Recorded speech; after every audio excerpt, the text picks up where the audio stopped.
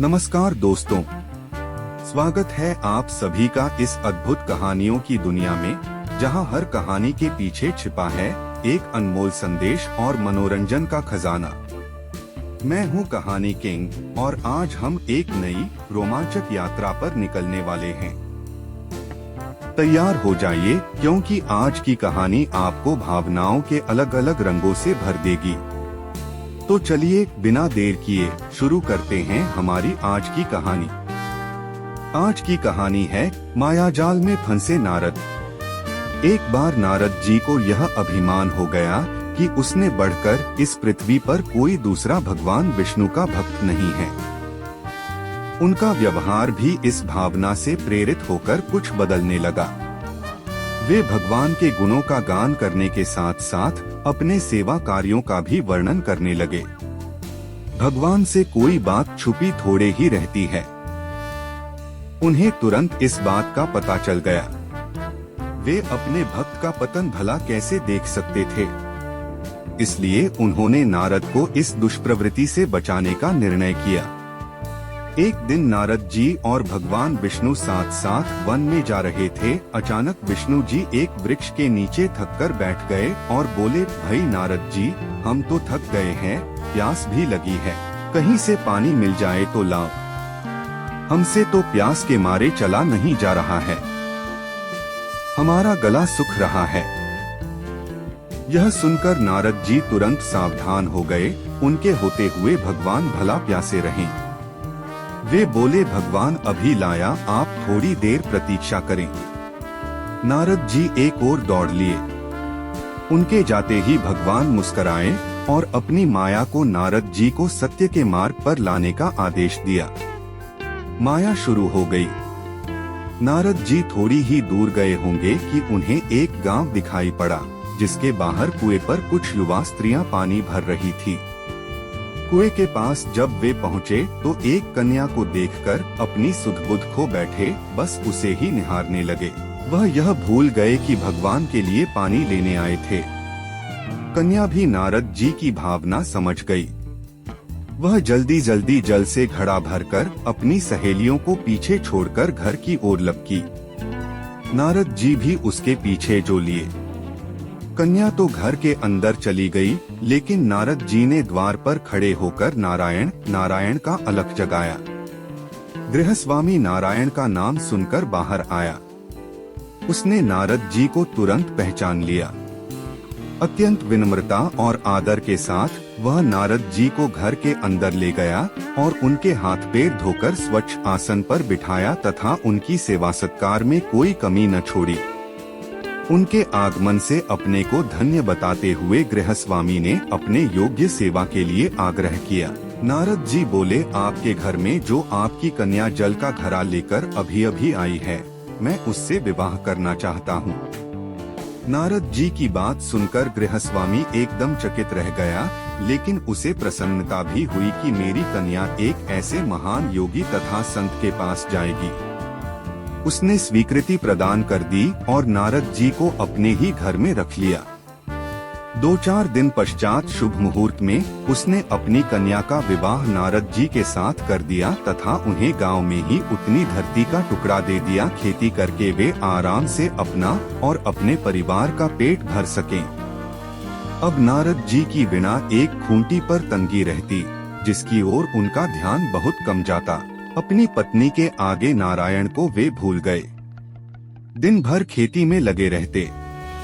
कभी हल चलाते, कभी पानी देते, कभी बीज बोते तो कभी निराई गुड़ाई करते। जैसे जैसे पौधे बढ़ते उनकी प्रसन्नता का पारावार न रहता। फसलें हर वर्ष पकती, कटती, अनाज से उनके कोठार भर जाते। नारद जी गांव के एक संपन्न किसान माने जाने लगे। वर्ष दर वर्ष बीतते चले गए और नारद जी की गृहस्थी भी बढ़ती चली गई। 3-4 लड़के लड़कियां भी हो गए। अब नारद जी को एक क्षण की भी फुर्सत नहीं मिलती थी।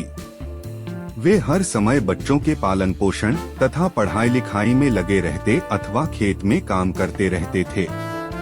अचानक एक बार तेज बारिश हुई, जिसने कि दिनों तक बंद होने का नाम ही नहीं लिया। बादलों की गरज और बिजली की कड़क ने सबके हृदय में भय उत्पन्न कर दिया। मूसलाधार वर्षा ने गांव के पास बहने वाली नदी में बाढ़ की स्थिति पैदा कर दी। चारों ओर पानी ही पानी फैला गया। कच्चे पक्के सभी मकान ढहने लगे। घर का सामान बह गया। पशु भी डूब गए। उनके व्यक्ति मर गए। गांव में त्राही मच गई। नारद अब क्या करें? उन्होंने भी घर में जो थोड़ा कीमती सामान बचा था उसकी गठरी बांधी और अपनी पत्नी तथा बच्चों को लेकर जान बचाने के लिए पानी में से होते हुए बाहर निकलने लगे। नारद जी बगल में गठरी थामे, एक हाथ से एक बच्चे को पकड़े और दूसरे हाथ से अपनी पत्नी को संभाले हुए थे। पत्नी भी एक बच्चे को गौड़ में और एक का हाथ पकड़े धीरे धीरे आगे बढ़ने लगी। पानी का बहाव अत्यंत तेज था तथा यह भी पता नहीं चलता था कि कहाँ गड्ढा है और कहाँ टीला। अचानक नारद जी ने ठोकर खाई और गठरी बगल से निकलकर बह गई। नारद जी गठरी कैसे पकड़ते? दोनों हाथ तो घिरे थे। मन मसोस कर सोचा फिर कमा लेंगे। कुछ दूर जाने पर पत्नी एक गड्ढे में गिर पड़ी और गोद का बच्चा छूटकर बह गया। पत्नी बहुत रोई, लेकिन क्या हो सकता था। धीरे धीरे और दो बच्चे भी पानी में बह गए। उन्होंने बहुत कोशिश की बचाने की, लेकिन कुछ न हो सका। दोनों पति पत्नी बड़े दुखी, रोते कलपते, एक दूसरे को सांत्वना देते कोई ऊंची जगह ढूंढते रहे। एक जगह आगे चलकर दोनों एक गड्ढे में समा गए। नारद जी तो किसी प्रकार गड्ढे में से निकल आए, मगर उनकी पत्नी का पता कहीं नहीं चला। बहुत देर तक नारद जी उसे इधर उधर दूर दूर तक ढूंढते रहे, लेकिन व्यर्थ रोते रट उनका बुरा हाल था। हृदय पत्नी और बच्चों को याद कर करके फटा जा रहा था। उनकी तो साड़ी गृहस्थी उजड़ गई थी।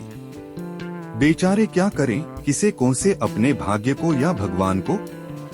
भगवान का ध्यान आते ही नारद जी के मस्तिष्क में प्रकाश फैल गया और पुरानी सारी बातें याद आ गईं। वे किस लिए आए थे और कहाँ आ गए?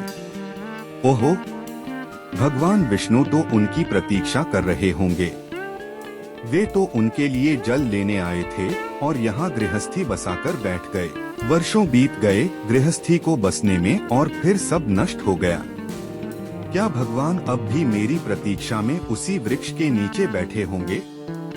यह सोचते ही बाढ़ नदारद हो गई। गांव अंतर्धान हो गया। वे तो घने वन में खड़े थे। नारद जी पछताते और शर्माते हुए दौड़े। देखा कुछ ही दूर पर उसी वृक्ष के नीचे भगवान लेटे हैं। नारद जी को देखते ही उठ बैठे और बोले, अरे भाई नारद, कहाँ चले गए थे?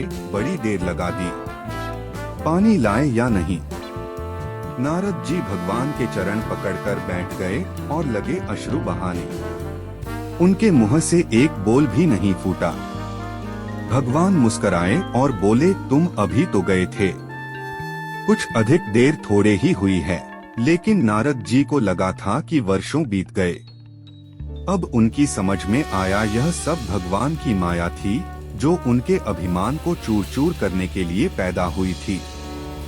वे सोचने लगे, उन्हें बड़ा घमंड था कि उनसे बढ़कर त्रिलोक में दूसरा कोई भक्त नहीं है।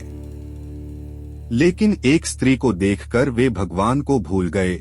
उसको पछतावा होने लगा और उनका घमंड जरा सी देर में ढेर हो गया। वे पुनः सरलता और विनय के साथ भगवान के गुण गाने लगे। मिलता हूँ दोस्तों अपनी अगली कहानी के साथ। तब तक आप सबको के यानी कहानी किंग का प्यार भरा नमस्कार। कृपया लाइक, शेयर और सब्सक्राइब जरूर करें।